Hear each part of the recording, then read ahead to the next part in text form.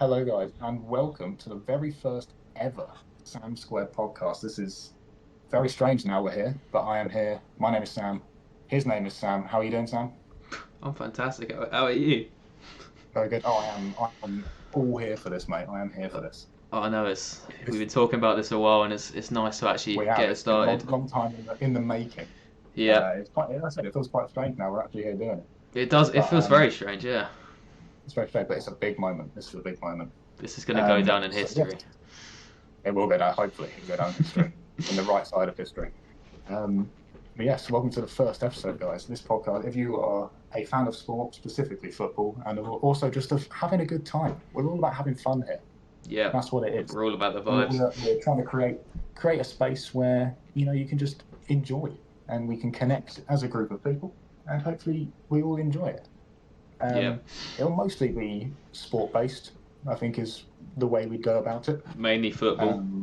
Mainly football, as it's what we both know, and a little bit of Formula One maybe as well. Just Yeah, we sprinkled might, in we there might, every we now and might, then. we might dibble dabble in a bit of Formula One, and if there's Dibble if there's a dabble. big sport in a, I can't speak. If there's a Yeah, big sporting that's event good. It's a good start. going on, like the Super Bowl, like it's the Ashes coming up, we might Yeah, touch actually, on that as well. just So about today. There we go.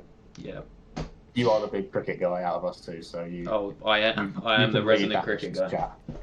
chat. Yeah. You are. But anyway, yeah. So this first episode, we thought it's a good way to start because I'm outing myself earlier here. Tottenham Hotspur fan. It's the Boo. North London Derby. Yeah, thank you, Sam. It is the North London Derby this week, and It is. I'm somewhat looking forward to it. I look forward to it in a apprehensive kind of way. It's a fixture that's not gone very well for us in previous years. However, I'm feeling weirdly optimistic. What are your thoughts as an unbiased hater of both clubs? Yeah. I mean, first of all, the fixture does nothing for me personally because it's like watching it. It's like picking which testicle to get kicked in. Really, it's whichever side wins. I don't really like, but I mean, it's an interesting one for sure this year because Arsenal had their first sort of slip up against Sunderland. And Quite a obviously big slip up I thought Spurs. as well. Well, yeah, I mean Sunderland are looking like a really decent team. I know it from They beat Chelsea. Yeah. they did, unfortunately, but yeah, they've had their first slip up after a very good start. It sort of looked like they were going to run away with the league, but now it's like City only 4 points behind them, Chelsea only 6 points behind. But I don't think we can realistically do anything. Yeah, but Tottenham as well. I mean, Yeah, I don't think you have you? we haven't. No, we've got them.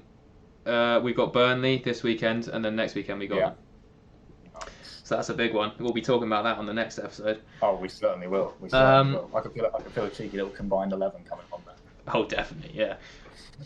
Tottenham as well. I mean, it's been a pretty mixed bag. There's times where I've been a bit scared of Thomas Frank. I thought, he's building something special. Then we played you, made you look like absolute rubbish. So that was nice. Yeah, that was. I mean, just to point on that Chelsea-Tottenham game, that was the worst I've seen Tottenham play, possibly ever. And I don't. Say And that they lightly. finished 17th last year. It was, and we finished 17th last year, but that was genuinely, that 90 minutes was horrendous. Yeah. But we always are against you lot. But yeah, I think we've had an all right start to the season. I think it's, if you told most Spurs fans at the end of last year that we'd be fifth going into, December, it's not that bad, really. You've got to improve that home form, though. Yeah, that is. I was about to say we've won one home game in the league this year, and it was Burnley on the opening day, and that's not. We kind of threw it away against United before the international break, and we should have won that game. We were a much better team, but I feel like signs are coming. I know it's that was one game essentially at home, but I feel like we are getting there. Just it seems very slowly. Yeah, I think it's there's definite visible improvements. As much as you love Ange, obviously won your first trophy in ages. I think it was the right decision to move on from him. I don't think it was sustainable. The league form was shocking. Yeah, and that's the reasons that Levy and the board gave when they sacked him. It was like, yes, you've given us success, but look at where we finished. It's just not sustainable. I don't think it wasn't sustainable. And I think we kind of saw that when he went to Forest. Oh, definitely. That was he lasted what? That was a fever dream. That was disastrous. Yeah. It was. That leads me into my next question, really. Who do you reckon out Tottenham or Arsenal needs this win more? It's an interesting question because I think obviously you'd assume Tottenham because we have such a poor record against them, especially at the Emirates. We've won one game at the Emirates in the Premier League. Yeah, well, I think if you isolate it for just this fixture, you can definitely say Tottenham probably need it more. But for me personally, I think as the neutral here, it's like Arsenal, if they seriously want to win the league, 3 second place finishes in a row, this is a game they need to be winning. This is a game that, with City sort of breathing down their necks again, they need to win this game and bounce back after a slightly disappointing result against Sunderland. So I'd personally say Arsenal need it more. But I think it'd be interesting if, say, hypothetically Spurs do get either a draw or a win at the Emirates, which I know is unlikely, but you never know. Yeah. What Arteta's reaction would be to that, because I think that would be quite funny. We initially saw after the Sunderland game, he went straight away for the excuses again, which I couldn't quite believe when I saw when he did his interview after the game. He was like, "Oh, but we've obviously got injuries." And I'm like, you can't keep using that every single game. You don't win. But I don't know. I think maybe maybe it's wishful thinking, but I think the wheels could unravel a little bit if Arsenal start going back into their old ways of, well, we've got injuries, so it's not our fault if we lose. Yeah, well, I think that's definitely, it's going to be fresh on their minds the last 3 years. They'll be a bit insecure. Have they got the minerals to win the league? I think it's going to be interesting. I think City will be well up there. They really impressed me against Liverpool. But I think Arsenal are still the favourites, and they need to act like it. They need to show that they've got the minerals, because people will be questioning them. Yeah, no, that's exactly it. I think what you said is that Arsenal are the favourites, but they don't really act like they are. I think the fan base do, but the actual players themselves don't. They always seem to feel like they're chasing something rather than this is theirs to win. Yeah. Well, there we have it. I think you're right about Man City being up there. For some reason, I don't know why, I still think Liverpool will click eventually and get on it. Yeah, well, you sort of thought that maybe they did after the Real Madrid game. They played really well there, but then it went back. I know City's a tough game, but they still looked awful. They didn't look good at all. They looked horrendous, and it's the same problems that they've had whole season. Defensively, they look so frail. It's not had a good year at all. No, Kanate looks like a shadow of himself last season. Van Dijk's been questionable at times as well.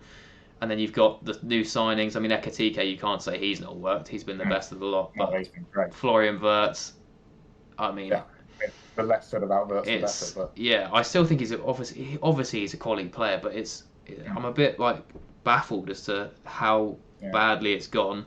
Isaki's been injured, but then even then it's kind of like, with Ekitike, he's not been great, has he? No, and it's just Kirkes has been shocking in my opinion as well. Yeah, I feel like Kirkes is a bit of a potential to be a one-season wonder at Bournemouth last year. Well, yeah, he was really good last season. I thought it was really slam dunk for a great signing. But then, if you look at how he's doing at Liverpool, and then Bournemouth have spawned in true fair. Bournemouth. I mean, everybody thought Bournemouth would really be struggling this season after losing 3 of their back 4, but here they are doing good. It's kind of been seamless, isn't it? It's like, it doesn't feel like, if you think where they went as well, like Boyson went to Real Madrid, Zabani's gone to PSG. Yeah, Kirkes to Liverpool. They lost their goalkeeper as well, with obviously Kepa going to Arsenal. Oh yeah, of course, yeah. So it really is. It's remarkable how easy it's looked for them. It really has. It's kind of. I think I did my predictions at the start of the year, and I had them sort of like maybe 13th, 14th to finish. I think I had them top half still, because I just love Andoni Iraola. We could take them at Chelsea. It's difficult. Right now, no. I think you'd be silly to. Some people are saying Maresca out, but I just think. Yeah, that's why I asked, because I've seen a few.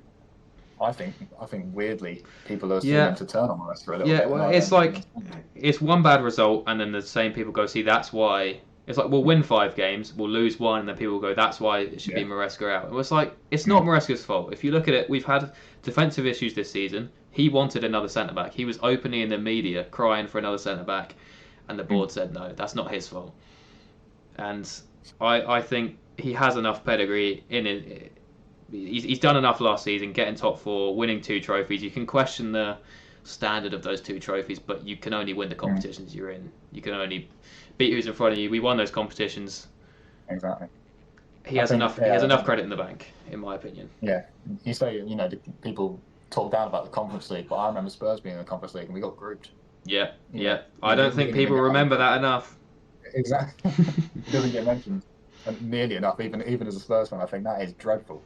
Yeah. But, yeah, and the Club World Cup, no one thought you were going to beat PSG in the final. Exactly. People were saying we were going to get battered 5-0. They saw the Champions League final, and I admit as well, they did look the way that they absolutely dismantled Inter. I was worried, but we always have this way, Chelsea, where it's like when our backs are against the wall, when we're the underdogs. Champions League 2012, beaten Bayern Munich in their own backyard. Champions League final 2021.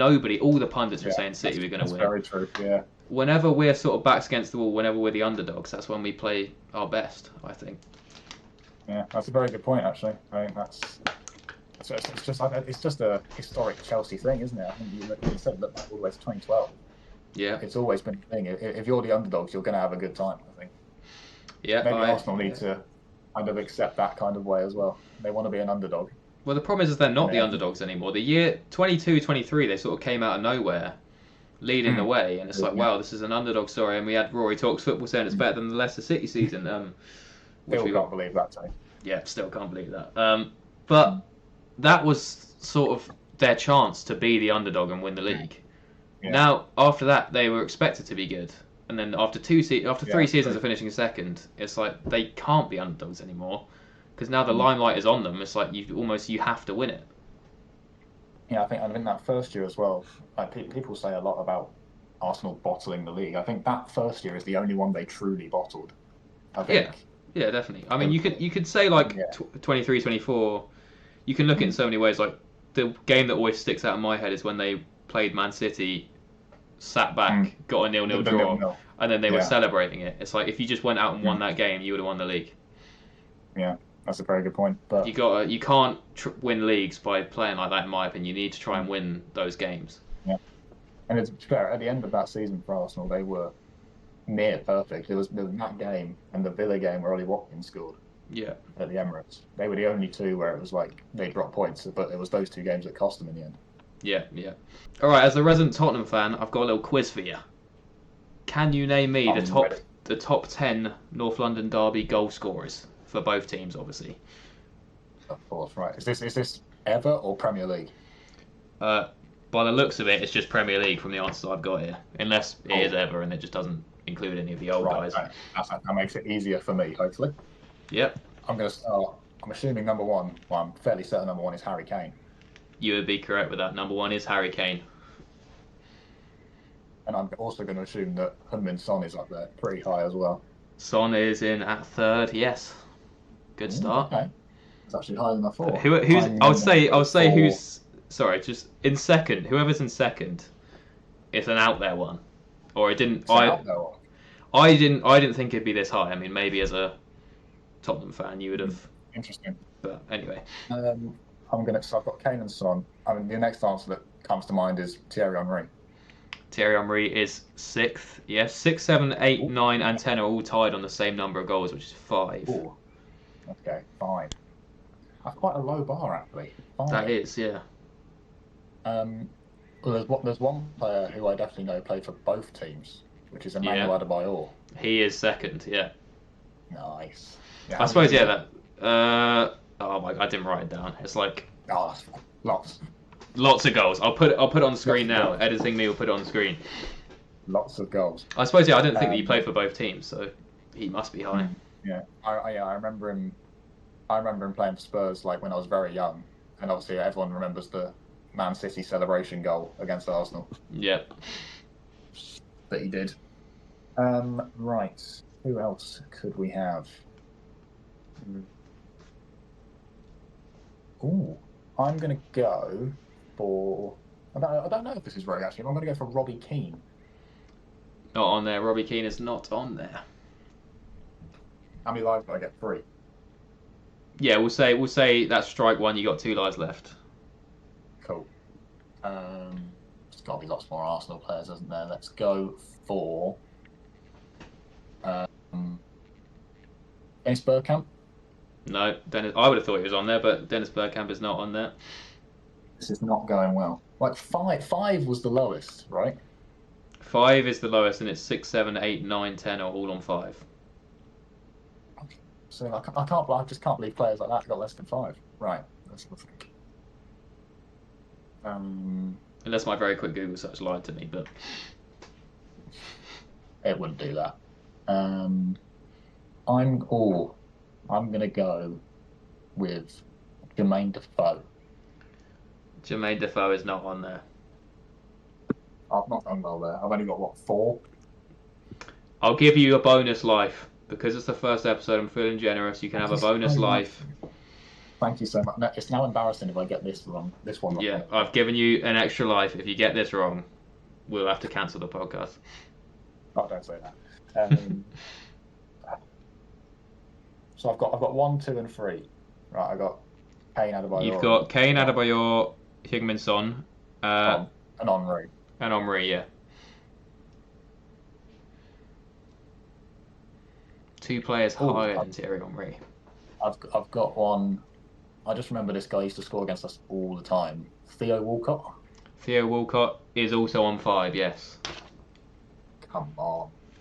I can tell you, if you want, I'll give you a little hint. Out of the remaining, there are 4 Arsenal players and one Tottenham player left. Wow, okay. 4 Arsenal players. And they're all Premier League, like they're all Premier League era. 2 of them are older.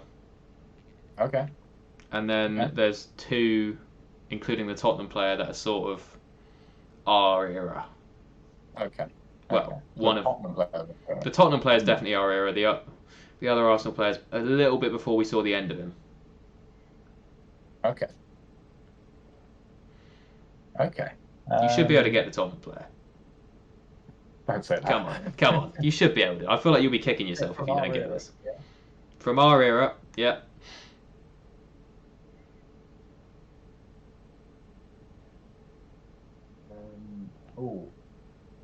I don't know. I can't remember if he scored many. Gareth Bale. Gareth Bale is the correct answer. Okay, now we got 4. I nearly said Peter Crouch. We got 4 Arsenal players remaining. 4 Arsenal. Excellent. Right, let's think of Arsenal players. How about Robin van Persie? Robin van Persie is in 8th. Yes, well tied. 6th through 10th are tied. Yeah. Cool. I've still got 2 more ahead of Henry. There's 2 ahead of Henry, yeah. And there's 1 who's also on 5. Okay. These are all 3 pretty iconic Arsenal players, I'd say. Okay. Iconic Arsenal. Yeah.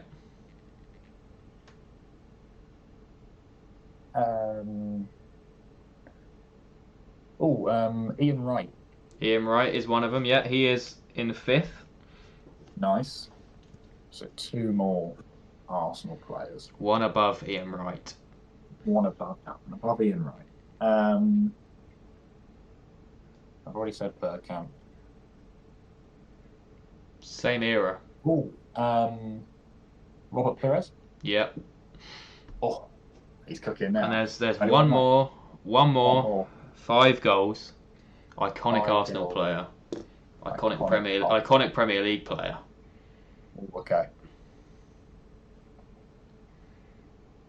Would you say he's a Barclaysman? Is he that era? I mean, I suppose. I suppose. I'd say maybe just a bit before, but it was technically Barclays. But... Yeah, but not what I associate with Barclaysman personally. Okay, that's fair enough. I think we assume the same thing of Barclays, so that's good. Yeah. Just before then.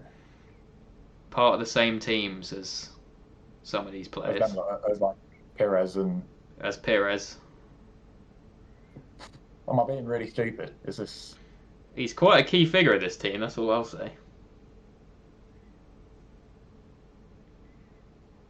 He almost wore the armband, some might say. Oh. See, I'm purely thinking strikers in my head. It's not a striker. Is it Patrick Vieira? It's Patrick Vieira. I mean, Patrick I gave you Vieira. quite a lot of hints there and an extra life, but well done, you got all 10. Well, yeah, you know what? We're taking it. We will take it. We will take it. Now, We take it. speaking very much, mate. speaking of jokes, that moves me swiftly on to the next topic. What on earth was Sky Sports Halo about? That is a fabulous question. I would love to ask all the executives who signed off on that idea what they were thinking, because when I saw it come out, the first initial post, and it said like championing female athletes and female sport in general, it was like, okay, you know, this is The first post is Erling Haaland. And the first post is Erling Haaland about drinking his matcha. And I was like, I genuinely, I thought it was a parody like account. I couldn't believe it was the real Sky Sports account. I mean, I'm not a woman, but even I was offended, and exactly, yeah, I thought that. I was a little bit like, I felt a bit uneasy about the whole thing. The little sis of Sky Sports. I mean, what is that? How this matcha and hot girl, whatever. And then I sent you a TikTok. I sent you a TikTok afterwards about how the manual labour and ice cold beer hits is the same. It's just like it's utterly ridiculous that this passed through. I think the concept is a good idea potentially, but I also don't think it's necessary because of the female sports fans. You know, the regular Sky Sports accounts, they cover female sports, they cover the WSL. There's just no need. It is so, as you say, condescending, and just, I mean, I just couldn't believe it. It was, and that Fulham TikTok, Fulham posted a TikTok making fun of it, and then they deleted that TikTok the same night. It broke my heart when Fulham deleted it. I think, they should have kept it up. But yeah, I mean, that whole experience was a fever dream, and it was a weird couple of days. It was a really weird couple of days. I think the main thing to say about it is that I don't really think it was needed. I think I get what they were trying to, like I said, I get what they were trying to do. Yeah. If they had done what they said they were going to do, champion women's sports and champion female athletes, brilliant. You know, that's great. But they didn't do that at all. They didn't even feature any female sports clips. It was I still can't believe it. I know it happened like last week. I still can't believe it. It's something that wasn't particularly necessary, and it feels like it's just it's done so much damage to them. I saw someone on Twitter or X say that it's kind of united like the country in a way. Everyone hates this. Yeah, I mean, it's awful, but it was funny.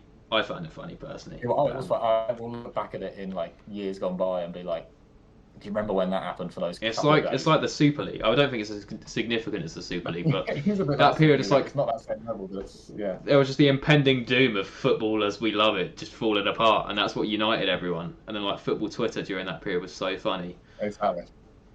We need Thogdad and Thogdom to save Halo. Oh my god! I saw a video of Thogdad the other day saying 6'7" and stuff like that. The fall off needs to be studied. Anyway, if you're listening, Thogdad, please come on the podcast. Yeah, we're just kidding. We're only joking. Also, when we insulted Roy Talks Football earlier, that was only a joke as well. Yes, we actually really like. We were literally discussing yesterday how much we actually genuinely like Roy. So yeah, we'd love him on. We love all people. We're inclusive here. We're all inclusive. A bit like unlike Sky Sports Halo, we're for everyone. We would never do that, ladies. We would never do that. Make sure when you're editing that, put some pink writing on it. No, otherwise I won't be able to understand. Yeah. Get some floating labubus on the screen as well. Oh, of course. I don't know what I do. Oh dear, Sky. Oh dear. They've had a howler. Here goes our chances of ever being invited on Sky. But I'd just like to point out that the rest of Sky is fantastic. Yeah, we just hate the women. That was a joke. Sky Sports in general is great. I'm going to put joke disclaimer in pink writing on the screen right now, just so everybody understands. Right, I feel like we should move on from this topic, otherwise we're going to be cancelled before we even get started. The overriding thing to say about Sky Sports Halo is... We love you, Sky. Oh right, We sorry, love Sky, but not this and we particular love thing. women's sports as well. Yeah, but it was entertaining. So It was very funny. It was very funny. thanks for that, Sky.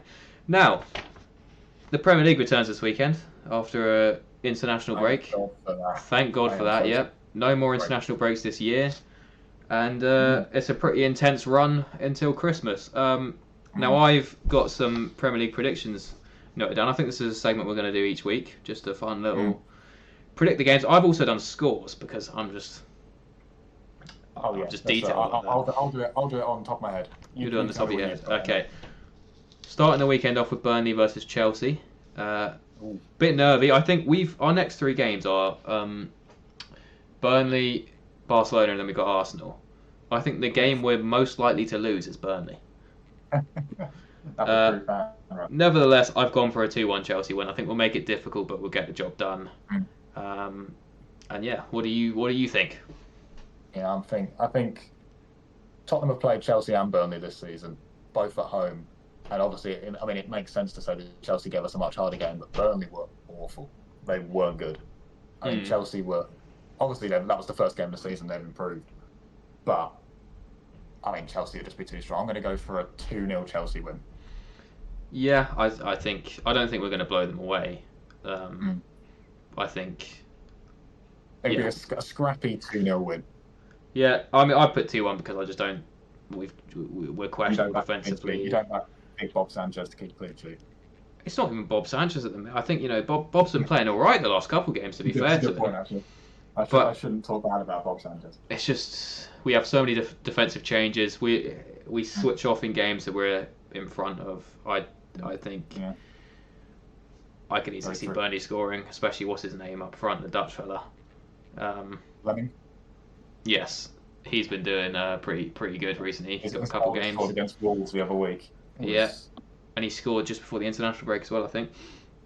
Right, the next game is Bournemouth West Ham. What do you reckon is going to happen in that one? Ooh, that's an interesting one. I think West Ham have been getting a lot better under Nuno, but I still think that squad is just so poor. I don't know, especially in midfield. I look at the midfield, and I've obviously Freddie Potts has had a good couple games. Yeah, but kind of come through in the last few weeks. Yeah.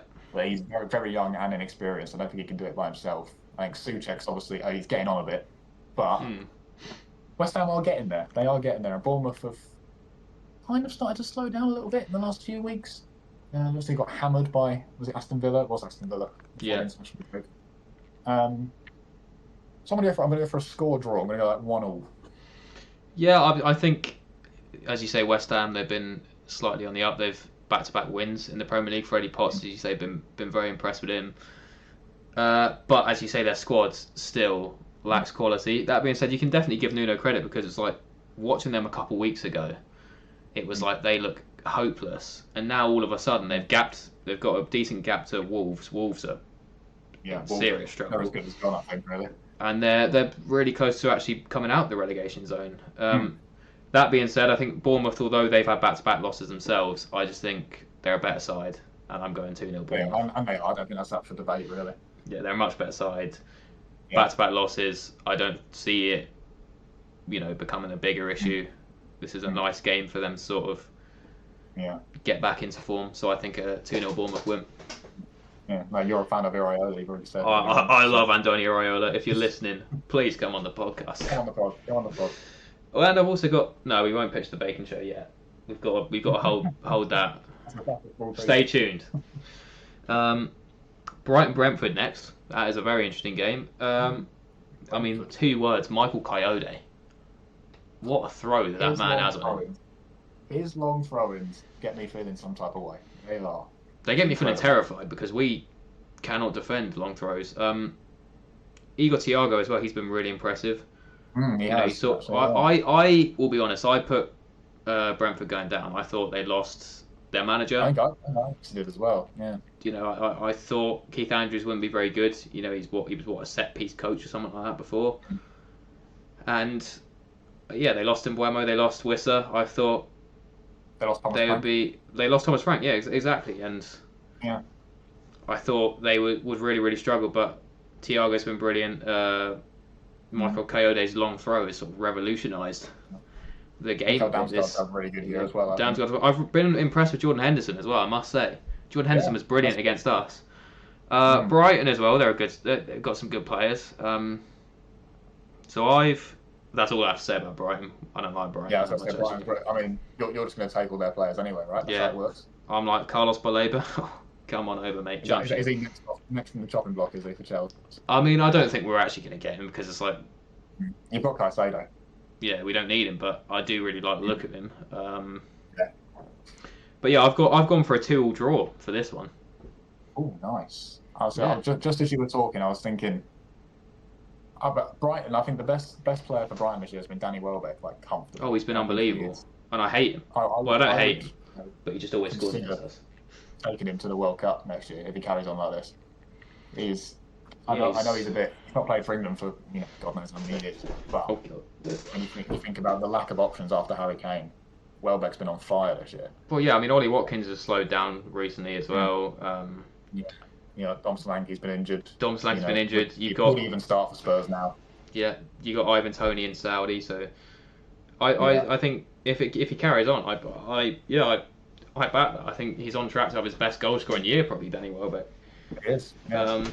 He doesn't look like he's aging at all. He's having a great end to his career. Anyway, sidetrack about Danny Welbeck. I think I'm also going. I'll go for a 1-1 again. Okay. Fulham v Sunderland. Now,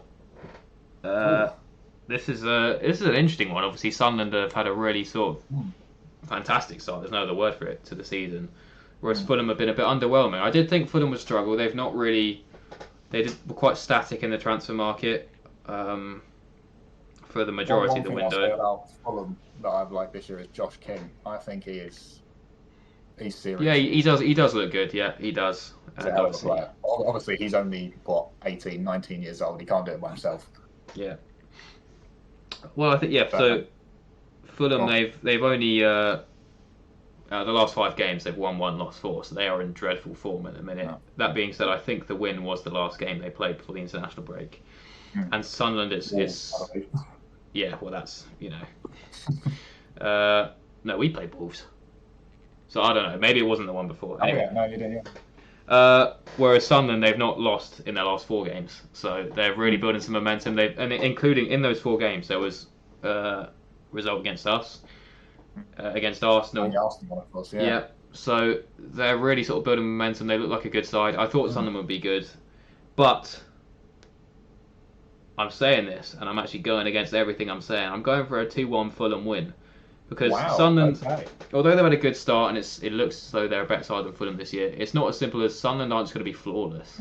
They're a good side, but they're going to lose games. Fulham I think they're a slightly better side than they've shown so far this season. They came to the Bridge, played very well against us. We're unlucky to not get anything out of that game. So I think Fulham will win, and it's not because Sunderland beat us. You're not better, I can tell. I'm not. I like Sunderland. I really like what they're doing. I like what they built. They are a good team. One thing I'll say about Sunderland is I think they're going to really struggle when AFCON hits. Definitely. Yeah, they're losing seven players, isn't it? Something like that. 7. Yeah, that is. People like Noah Siddiqui and Simon Adingra have been really good, and they just look like, how are they going to fill that hole? But while those players are still there, you've gone for a Fulham win. I'm going to go for a Sunderland win. I think they'll carry on. I think they don't look like stopping anytime soon. I'll go for a 3-1 Sunderland win. Yeah, I can definitely see that happening. I wouldn't be at all surprised if Sunderland win. But I just think this is the Premier League. Anybody can beat anybody, and very true. Right, next, Liverpool versus Forest. This is obviously an interesting one. Forest have been, for the most part, absolutely shocking this year. They've had more managers than days of the week. Nice English from me there. Good start. Yeah. Obviously, but Liverpool are having a disastrous year as well, considering how well it went last year. They won the league so easily. And they won comfortably as well. And Slot just looks like he is not dealing with the pressure well at all. I'm seeing a side to him in the media which I don't like at all. The sort of whingy side, like where he's moaning about. He instantly goes onto the defensive, doesn't he? Yeah, and he's just like moaning about how Man United didn't start with Sesko. That was a really weird. Teams aren't allowed to change against the mighty Arnie Slot. Rotations, what's that about? Yeah, but at the end of the day, yes, it's been a really bad start to the year for Liverpool. But they're still a better side than Forest, still a much better side than Forest. Forest have also struggled this year. Sean Dyche, I mean, I just don't think they're going to be great under him at all. So I'd say that they've looked a little bit better, obviously defensively, because that's what Sean Dyche is known for. But there's still not a lot going forward for me that is exciting about Notts Forest. And they've got a good play, Morgan Gibbs-White. I was devastated when Spurs didn't sign him. But, players like him, Dan and Doy's been really good since he came in. But they're just not showing it at the minute. Yeah, I don't see any way Liverpool don't win this game. Personally, I've gone. Well, now you said it, they're going to lose. Well, maybe, but I don't mind being wrong in that one. I'm going 3-0 Liverpool. I think yes, it's been turbulent. It's been a bad start to the season, but they're just still going to have too much for Forest. I think I'll go for especially at Anfield. I'll go 2-0 win. Yeah. Okay. The next one is Wolves v Palace. Oh, what a game! Wolves obviously. That's what you tuned in for, guys. Yeah, Wolves firmly holding the foot of the table and not looking like getting off of it. Rob Edwards coming in after snaking Middlesbrough. That's going to be fun. I think Superman would be the only one capable of turning this around for Wolves, and I just think their squad. When we played against them, them twice in the cup, and in the cup and the Prem. In the cup, they did sort of lead a comeback against us. First half and the way that they played the other day, they are hopeless. They're not, and it feels like there's almost like no connection between the fans and the players at the minute. No, well, yeah, exactly. There's like Rob Edwards coming in. He just does not seem capable. He doesn't excite me. He doesn't. No, and it's not the first time he's had loyalty issues at a club. When he left Forest Green, there were questions over the way he went about that, and I think that attitude could sort of leak down into the players as well. Palace, on the other hand, I really like them. Again, I really like Glasner. I hold him. I like Iraola. I like Glasner a lot. Ismaila Sarr's been really good this season. Yeah, I think the way Palace have coped with losing Eze has been really impressive. I thought they might kind of lose that creative spark, but Pino's come in and been really good. Like I said, Ismaila Sarr's stepped up. Daichi Kamada's even been really good. Yeah, well, we can't. There's one player we've not mentioned here, and we can't. Adam Wharton is just remarkable. I love Adam Wharton. I love Adam Wharton. If he's not on the plane to the World Cup, we will be personally leading riots. It'll be a travesty. I'll be rioting. We will be personally leading riots, and we will be stopping the plane until Adam Wharton gets put on it. He needs to be there. Obviously, Mark Gay's staying is a big one. I know he's injured right now, but obviously there's the sort of caveat that they're going to lose him for free in the summer. But I mean, it helps him this season, and I think there's been issues before where he obviously he's their captain. He's one of their most important players. Losing him seems like a disaster, but they might be able to cope with it the way they coped with losing Eze, the way that Brentford coped with losing Mbuemo. And same with... And again, Palace did it with Elise last year. Exactly, yeah. It seems like a disaster. And Bournemouth this year, and also Brentford again when they lost Tony, it was like, they're going to go down. Then Mbuemo stepped up. They lost Mbuemo, and now Thiago stepped up. And then they sold him for, what, 60, 70 million profit. So it's like... Yeah. So it's not always as... Yeah, sorry. Completely gone about Palace there. Yeah. I've gone 4-0 Palace. I think it's going to be a bloodbath. Palace are on it. Jean-Philippe Mateta, I can't believe we didn't mention him. I love Mateta. Oh, I love Mateta. I love that he's succeeding for France as well. It's it's just sweet almost. Yeah. I'm going to one-up you. I'm going to go 5-0. Oh my god. Also, quick shout out to Ollie Thomas, best Crystal Palace fan in the world. Ollie, come on the podcast so I can confront you about how you seem to not like Chelsea very much. Anyway, moving on. Uh, Newcastle City, good game. that's a What do good you game. what do you think is going to happen? At St James's, yeah. It is at St James's, yes. At St James's. See, I think I've there's no proof of this, but I've always loved Nick Voltemade. Even before he was at Newcastle, he is incredible. He does look good. I think he is seriously good. Yeah. A bit similar to what we said about Eze. I thought Newcastle might stumble when they lost Isak, and they have in a way because they've not had a great year so far. And I think Eddie Howe's kind of, I don't know, I feel like he's almost accepting that this is coming towards the end of his time at Newcastle in a little way. I think he's the way I think he's been talking. It's kind of like he's accepting that they've reached their peak, and now they're kind of on the decline a little bit. That being said, at St James's, they are, second to none. They're one of the best home teams in the Premier League. And then City, Haaland. Yeah, that's pretty much it. Haaland is just incredible. He's Haaland. He is Haaland, and I think he's on 99 goals as well, isn't he? I think he gets one more.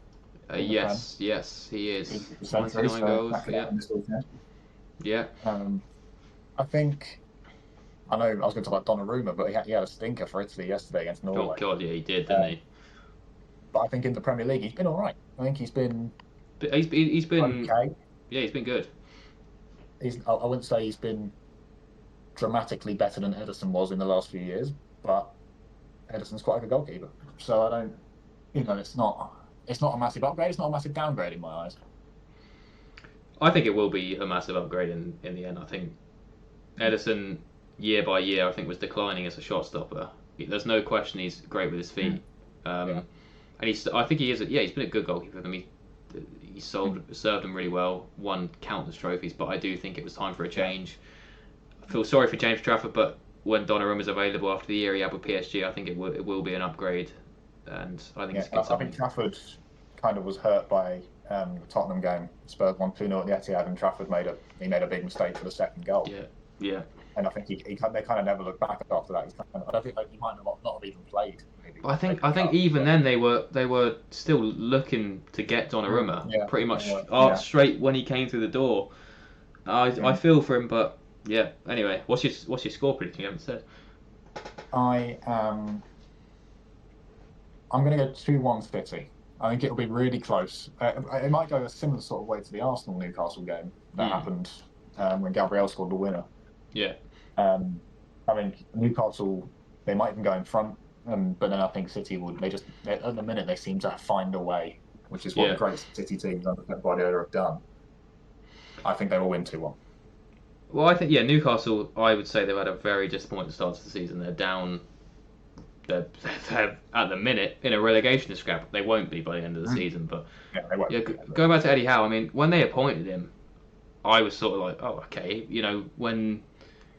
When they came across all this money, it was like, oh, they're going to get blockbuster signings and all this. And I thought Eddie Howe was like, I didn't think he was a good enough appointment, but he's proven me wrong. Obviously, I mean, he's done brilliantly. 2 Champions League qualifications in the last 3 seasons, and also getting them their first trophy in 70 years. So he's done really, really well. I agree that it is almost maybe he's taken them as far as he can. I think it's the first time that they've really gone backwards under him, and it's the first time he's really been got bought by Saudi Arabia. I think everyone assumed they just kind of become Man City and just win everything and have unlimited refunds. Yeah, I think this is almost quite good that these two teams are playing each other, because there is a comparison there that this proves that Man City haven't just bought the league. They've done it well. They've had money and they've spent it well, and they've reinvested when they needed to, sold players when they need to. Whereas Newcastle have tried that. I know FFP's come into it and it's a bit up in the air. Yeah. Selling players like Elliot Anderson when they didn't really want to. But I don't think they've not massively impressed. I know they made Champions League, obviously that's amazing. But I feel like I was expecting more maybe when they got bought. Yeah, I think you can say as well, it's the way they've went about it has been smart. They didn't just sign the signings they made, like Dan Burn came in he's been ridiculously good for them. Trippier, Bruno Guimaraes, what a signing he's been. Take the plunge. Yeah, Isak, although they hate him, he was effective for them. He was amazing for it. He won them the Carabao Cup. Tonali, been brilliant since he's come back from his ban. So I think the way they've gone about it has been smart. They've not just gone, let's sign all the superstars, because I don't think that particularly works. You can say that the last few years has been successful. It's not going to be as simple, especially with FFP, it's not going to be as simple like we have money, we're one of the best teams in the league now. Exactly, so I think it's a success. 2 Champions League qualifications out of the last 3. I think, they're a good side, but they're struggling this season. Maybe in the Champions League this season, they're performing really well, especially Anthony Gordon. He's been really good. Yeah, definitely, and I think they will improve. I don't think Eddie. They're never going to sack Eddie Howe, but maybe it's at the end of the season. Both parties think maybe it's time. I read somewhere, I can't remember where it was, but they said that they could see Eddie Howe taking the England job after the World Cup, because obviously Tuchel's only got his contract until after the 2026 World Cup. Yeah, well, it depends. Eddie Howe seems like a kind of perfect fit almost. Yeah, well, definitely, he's one of the strongest candidates. It's whether Tuchel wants to stay after winning the World Cup. Do you think he's going to win the World Cup? Is that? I mean, obviously, I've got a biased, blind. I would follow that man to the ends of the earth. So, it's been frustrating. I feel like people have been very disrespectful towards him, some of the media and some England fans. It's sort of changed in towards the end of this qualification period, when people realise, okay, you've gone through it without conceding a goal. Yeah. And I think he's starting to get a bit more respect. I think maybe this is me. People going, it has to be somebody from your country managing. Yeah. No, it doesn't. He's a world-class manager. He's shown he won the Champions League with us, with a side that wasn't that good. Wasn't that good, yeah. So I think he's a brilliant manager. No, I love Gareth Southgate and what he did for us. There's no doubt he's an upgrade on Gareth Southgate. No doubt. Oh yeah. 100%. So, I think, maybe. Anyway, back to the actual football game, because this is meant to be a clippable part for TikTok, and we're taking 10 years. Anyway, City, been really impressed with them. I still have a few doubts with them, whether they'll actually be able to push Arsenal fully from last year, but I think there'll be too much. I think 3-1 City. Leeds Villa. Leeds have had a decent start to the season. Villa. I've seen a lot of Leeds fans on Twitter saying they're not happy with Daniel Farke, but I think they've had an all right start to the year. I think they've had an all right start. Yeah, for sure. I mean, considering how it's gone for the promoted teams the last couple of years, I think there's no reason to complain. Villa, they got off to a horrendous start, but have kind of clawed back recently. So, they beat Spurs at Tottenham, and then they beat obviously Bournemouth, who are a really good side. Yeah. Villa, there's no doubt they're the better side, but I think Leeds at Elland Road is a tough place to play. So I've actually gone for a 1-1 draw here. Yeah, I was thinking draw, but just to be different, I'm going to go 1-0 Leeds. Oh, okay. Why not? Yeah, why not? Now. Big win for Leeds. Yeah. Now we've got the big game. Arsenal versus Spurs. I'll let you take the floor on this one first. Do you want me to go first for this one? Yeah. Completely unbiased prediction coming up. Okay. I'm not sure I believe it from that tone. I don't know why I feel more confident than I usually do for this kind of game. It concerns me that I'm not this confident, but I'm more confident than I usually am. Maybe it's because I'm just being optimistic, and I think that I'm taking a very small sample size of Arsenal drawing to Sunderland and then complaining about it and not playing very well. Yeah. Thinking that this is the start of their yearly, downfall is coming now. Again, Tottenham have been all right recently. The win against Copenhagen in the Champions League was really good. The Man United game we threw that away at the end. And we are a very good away team. That is something that I know it's the Emirates, and they are very good at home, but Spurs are a very good away team at the minute. I think. Do I go with my heart or my head? I can't tell you how to answer this one. It's up to you. I'm going to score draw. 1-1. Okay. Done it. Done it. Well, now let's get the neutrals view of this. Yes, Arsenal had a little wobble. I don't think there's too much to read into it yet. Gabriel missing, obviously, is massive news. That is big. But again, just before you talk about it, I think, again, I saw a Spurs fan say that, they were celebrating that Gabriel was injured, and I'm like, they've got Mosquera, they've got Timber, they've got Saliba, they've got White. One player you're not mentioning is Hincapié, whatever you say his name. He looks brilliant as well. He's a Bundesliga invincible. So they've got unbelievable depth, especially in the defence. So I think Tottenham, good at times this season, very good away, but the Emirates is another level to that. I think in the big games as well, like against us, Tottenham are so bad. So I think that Chelsea game was, like I said, possibly the worst I've ever seen us play. Very, very lucky. How it was just 1-0, I have no idea. Fikayo had a really good game, I thought. Yeah, he did, yeah. Anyway, sorry. I'm going for 2-0 Arsenal. I still think they're going to be too strong. I think that is fair enough. I can't sit here and say, what a prediction, because it does make sense. I'm just being hopeful. They need to bounce back. They need to show that they've got what it takes to win the league this year.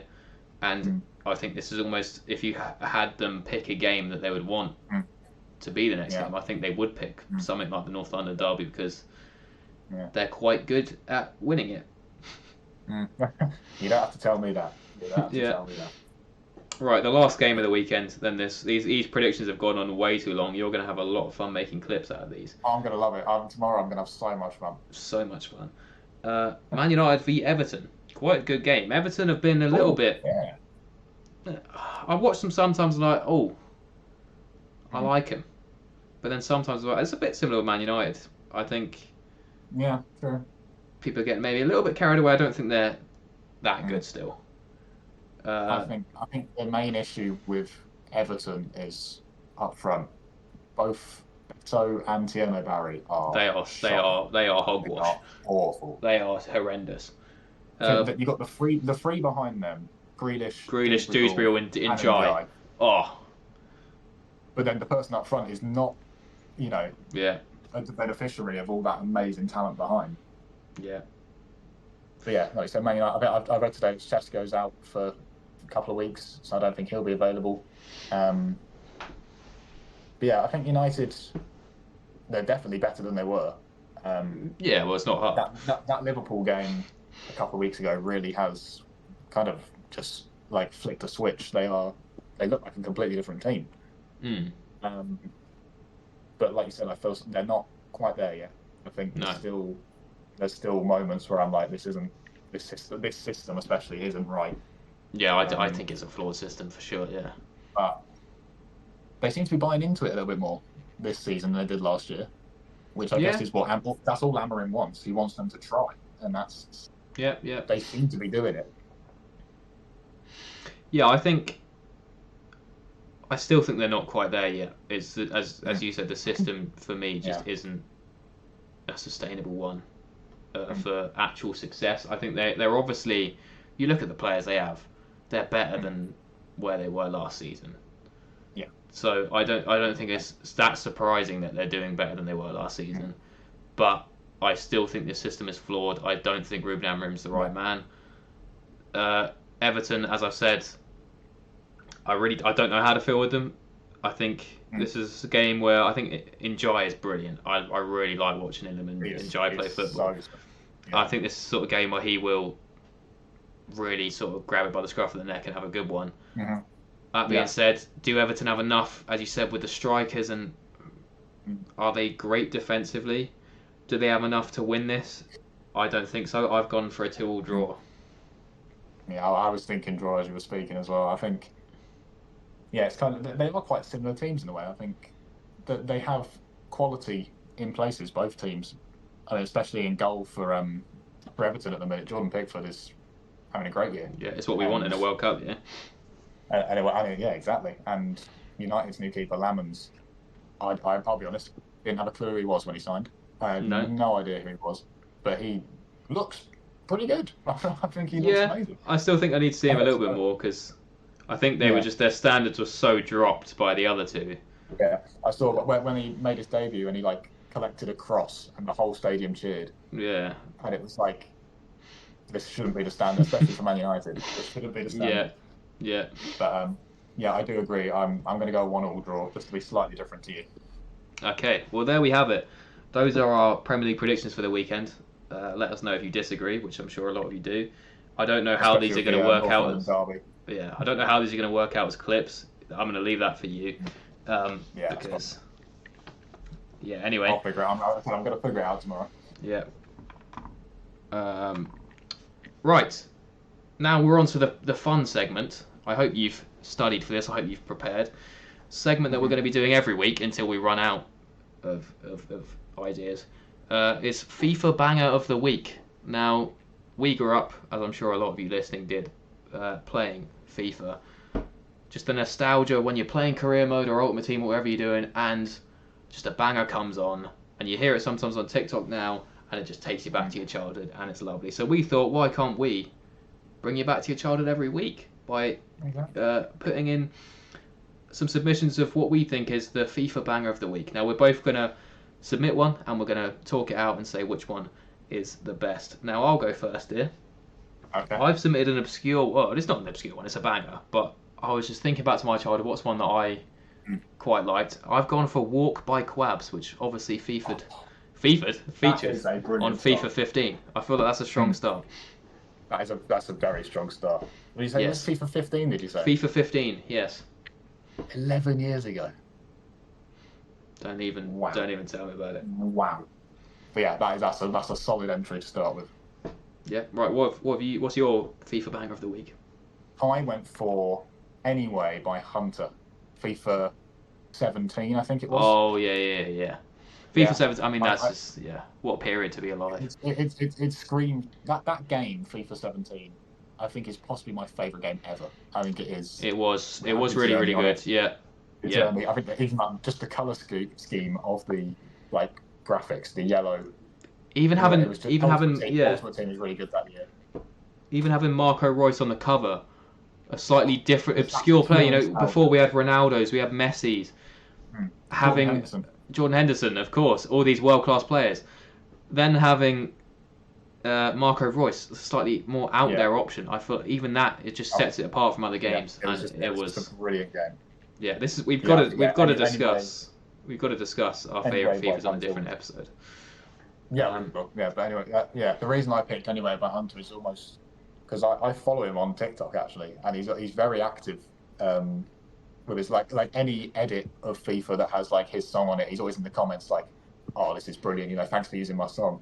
Yeah, I mean that's just really sweet. I think that's nice. Yeah, I mean, definitely. That's what a legend. Shout out to Hunter. Hunter, good man. Come on the pod. For me, I chose Walk by Quabs. I mean, it speaks for itself, doesn't it? It's just an absolute tune and a half, and just it's pure nostalgia as well.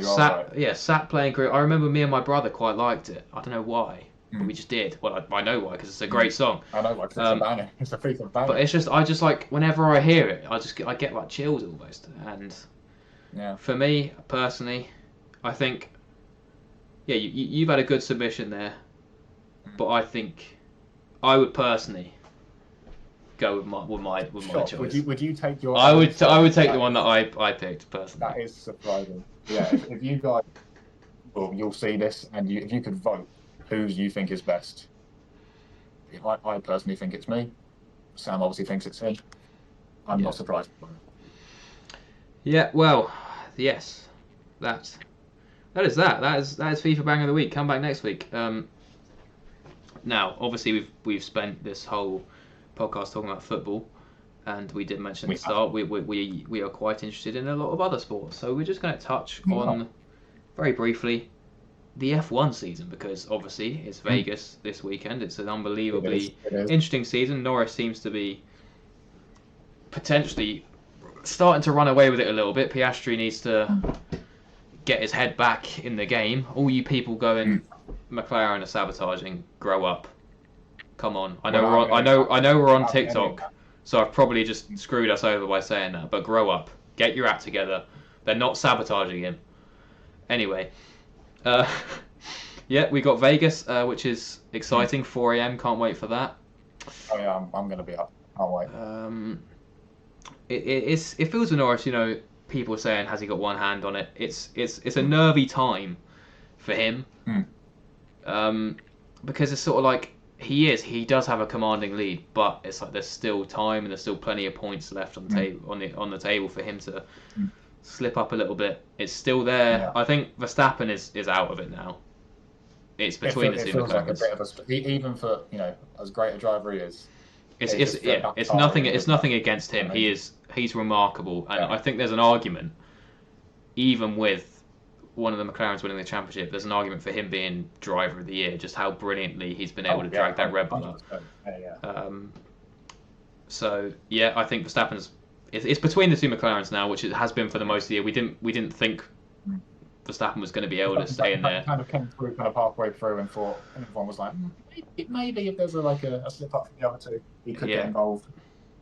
But I think it is between two McLarens. I just struggle to see Piastri. This is right now. I know that he's had some great race wins and some big moments this season, but right now, this weekend is the most important weekend of the season for him because he 100%. Needs. There's a world where Lando Norris can win the championship in Qatar. So Piastri needs to beat Norris this weekend, and then he needs to do it the next. It's like he really does. And then next week it will be Qatar is the most important race of the season. We're in that period of the season now where every race is the most important season. Most important race of the season. So yeah, it's a massive weekend for Piastri. Yeah, I think Piastri. I don't know how much, this really matters, but Piastri's manager being Mark Webber. It's almost it's eerily similar. Yeah. How they're throwing it away, and I don't, you didn't watch F1 when Mark Webber was actually racing. No, he was a really good driver. 2010, he should have won the championship. Really, him and Fernando Alonso were the two. And Vettel kind of came out at the end and was like, this is easy. But Webber really threw it away, and after that, he kind of wasn't the same ever again. I don't want that to happen to Piastri because I think he still has the potential to go and win championships, maybe multiple, because I think he is really, really good. Oh yeah, there's no doubt. I think if he loses this battle, I don't want it to affect him, but I feel like it might, because we've started to see at the start of the year we thought he was like the Iceman. He can't be fazed by anything. Yeah. And in these last few races, it's just, since Monza, when he moved over for Lando. Yeah, well, he said personally that's affected him, and obviously he had that disaster class of an Azerbaijan Grand Prix after that. The whole weekend was awful, yeah. It is so weird how, up until before that, he just seems so... I just didn't... When Norris had the engine failure in Zandvoort, I just could not see a way that Piastri I thought it was over. I thought it was over, and then... Over. It's remarkable how Piastri's fallen off, but we've seen his talent. He can still win this championship. He just needs to sort of have a bit of a reset, get his head back in the game, and he can still win this. I think this weekend, especially in Vegas, is interesting because I don't know, maybe I'm just wrong, but I don't expect the McLaren to be quickest. Really, I think the Mercedes, over years gone by, has been really. We saw it last year. George Russell won it. Exactly. I think Qatar and Abu Dhabi, the McLaren will be the best car. So this week's it's kind of an interesting one because you want to be, if you're Oscar Piastri, you want to beat Lando Norris, but you don't really want to go for too much for a risk where you're like, if it's between, if let's say they're third and fourth, that's only a 3-point gap. Yeah. If they're first and second, it's a 7-point gap. Do you know what I mean? It's kind of. Yeah, it's difficult because obviously, his crashes will be fresh in the mind. So it's a sort of thing where he desperately needs to beat Lando Norris, but it's like sort of crash and you're out of it territory almost. Yeah, right now. exactly. That's exactly it. So it's just a fine line, and look, they're professionals. They're very good at what they do. So it's all about balancing that. Yeah, we said Verstappen's out of it, but in his mind he won't be out of it. he'll be thinking he can still win, and he'll just go for it. He will lunge up the inside. He will go for an audacious move. Lando will go defensive, I imagine, and play it safe. Whereas I don't really know what Oscar does, if that makes sense. I don't know whether he goes on ultra attack and then potentially makes a mistake, but he needs to do it. He needs to beat Lando. Yeah, this is it's a very critical period, and it's going to be very exciting to see. It is very going to be exciting. I do agree. Right now, just before we actually end this, I do just want to touch on the fact that the day this comes out is the start of the Ashes. Down under, we have a horrific record there. Not won an Ashes series since 2015, but it feels potentially slightly different this year. I think Australia don't look that strong in terms of their squad, but they're always good at home regardless, so it's going to be difficult. Pat Cummins, Josh Hazlewood out the first Test match, so it's close. I don't want to go out and say we're going to win the Ashes, but it's the most likely since 2010-11 when we, of course, famously did. But like we said at the start, you're the cricket guy here out of us two. I know bits and bobs. I watched the World Cups. I watched the Ashes. Yeah. And from what I can remember from the last couple of Ashes, is I feel like Australia almost. I mean, it's kind of similar to what we were talking about earlier about Arsenal. Is that Australia they don't play with fear. They go for it. Whereas England, I feel kind of almost like, oh, we're playing Australia. It's the Ashes. We've got to kind of. I feel like they think about it too much. Yeah, there's definitely an argument for that. I feel like we spend the years leading up to the Ashes, we're playing against India or something like that, New Zealand, and we're thinking about the Ashes the whole time. I think we have been guilty of doing that, and it's like we do make a massive deal out of it. It is a massive deal. But yeah, you said Australia sort of have this arrogance and this fearlessness about them. Yeah, that's a good word. That's what it is. It's arrogance. Especially down under. They almost feel unbeatable. So it's going to be tough. I think a success is, that we haven't won a Test match in Australia since 2010-11. So even a 3-2. I was going to say, if we lose the Ashes, but come away with, like a good performance and our heads held high, that's all we can really ask for. Yeah. I see two possible results. We either lose 5-0 or win 3-2. No in between. Well, I hope, for England's sake, it's the 3-2. Yes, that would be generational. Well, it would be. Well, I think that's it. I think we've done it. I think we've done episode 1. Now it's the fun part of actually building it together and realising that there's probably loads of technical issues. You're going to have a great day tomorrow. And like you said, you can just shut your brain off on Thursday when you go out. Yeah. Upload it. But yeah, I think that went well. Yeah, should we do like a proper outro? Right. Anyway, guys, that is the end of episode 1. Thank you so much for joining us. I hope you guys enjoyed it. We enjoyed making it. Like I said, it's been a long time in the making, this podcast. We're very excited to continue doing this episodes every week. Yeah. Any it can only get better. It can only get better from here. It can only get better. Have a little bit of patience. I think it's gone well, but we're new to this. So if there's some issues, if there's some teething issues, be kind. And the only thing left to say is we'll see you next week. See you later, guys. Oh, yeah.